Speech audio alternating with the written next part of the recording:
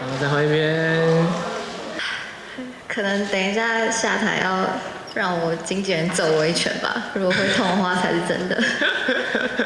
有曾经想，今年在入围台北电影奖的时候，有曾经想象过这次搞不好会有机会。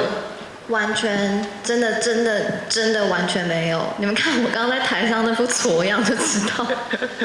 因为对我来说，我觉得自己还需要努力的路还非常非常长，然后能够接连的入围金马跟北影，对我来说其实就已经够了，所以真的没有想到这件事情。那现在拿到了这个最佳女主角奖，你觉得到目前为止，你会觉得你有一些什么样的心态上的调整，或是可能人生会有一些改变等等的吗？啊，或者是变了。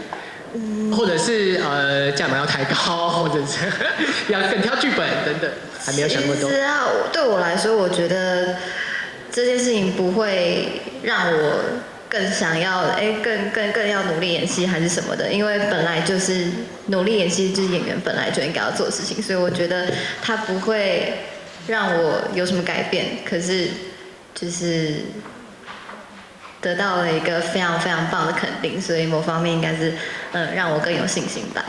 谢谢评审。那最后问有没有得这个奖，有没有特别想要分享给他或是感谢他的人？妈妈呀，家人啊，因为其实他们一开始知道我要来进演艺圈的时候，我妈超傻眼的，她一直说就是你确定吗？你可以吗？她一直都非常非常的担心害怕，可是后来她慢慢接受，然后一直到现在，她反而变得越来越支持我，然后身边还有我爱的人跟爱我的人，我身边的朋友，还有返校所有剧组。烈姐、耀华姐、汉强导演、静华，所有人，这个是他们的。